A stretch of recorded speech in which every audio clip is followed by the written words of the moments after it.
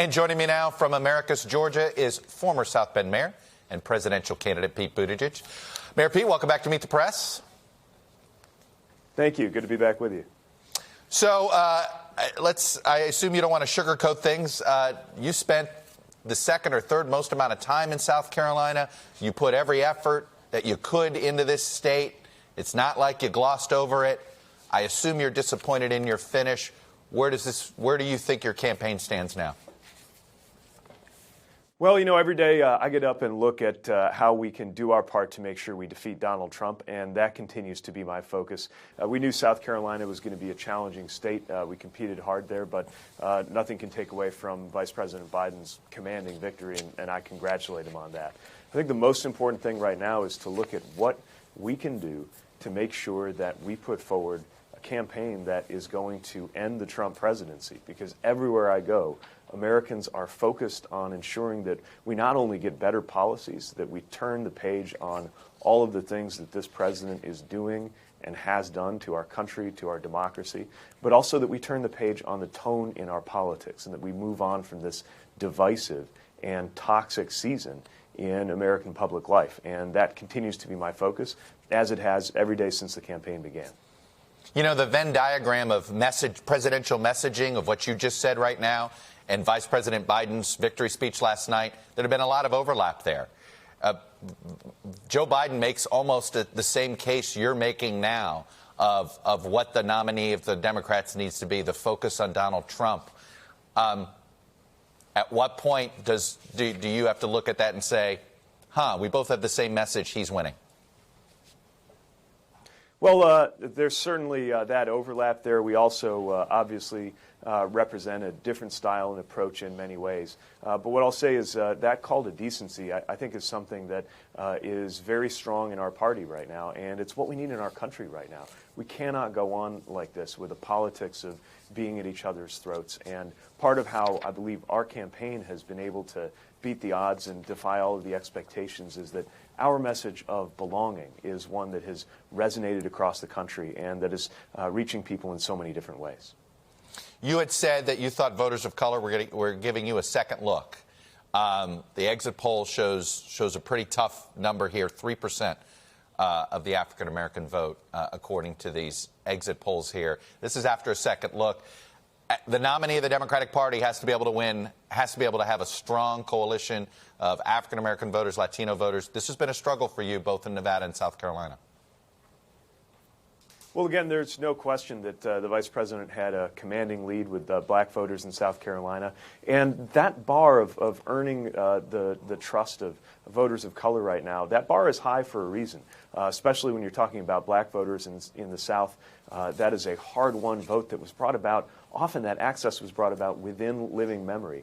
I understand why that bar is so high. I'm humbled by the challenge and have continued to focus on making sure I present not just our policy ideas, but what this campaign is about in a way that can reach out to black voters and to voters across the board. You ran for DNC chair a couple years ago. Had you succeeded, you'd be the chair of the Democratic Party right now. What do you believe Chairman Buttigieg would be saying to candidate Buttigieg in this situation? You have said Bernie Sanders is a very polarizing figure. You think that is not the direction the party ought to go.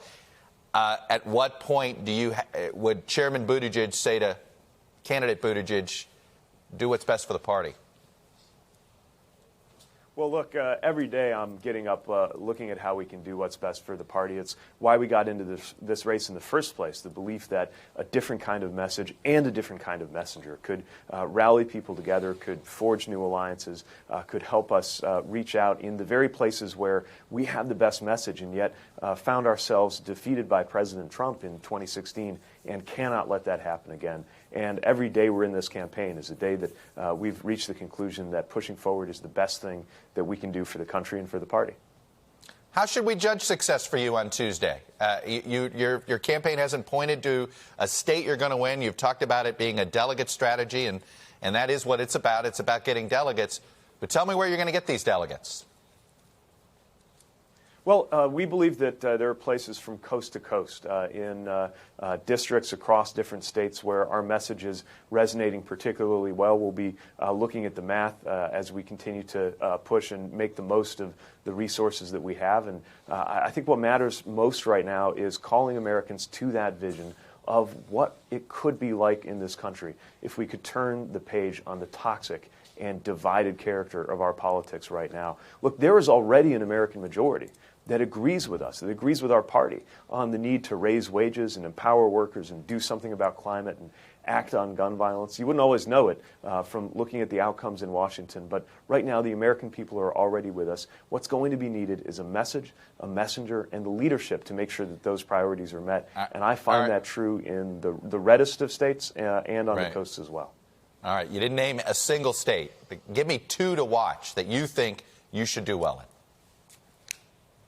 You know, I'm not going to name check states right now, but what I will say is that we've been received warmly in so many different parts of the country.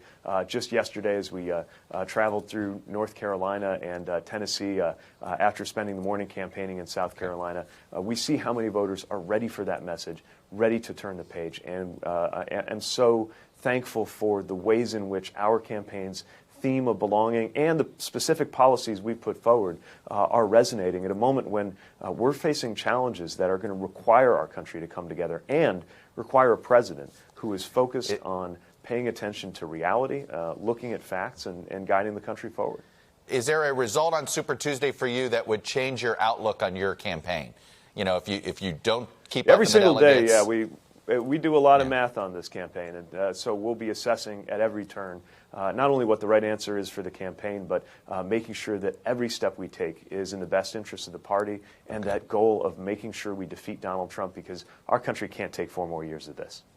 All right, Mayor Pete Buttigieg in Americus, Georgia. I know you're going to be spending the morning with the Carters. So thanks for coming on and sharing your views, and be safe on the campaign trail. Hello from Washington, I'm Chuck Todd, and thanks for checking out the Meet the Press channel on YouTube. Click on the button down here to subscribe, and click over here to watch the latest interviews, highlights, and other digital exclusives.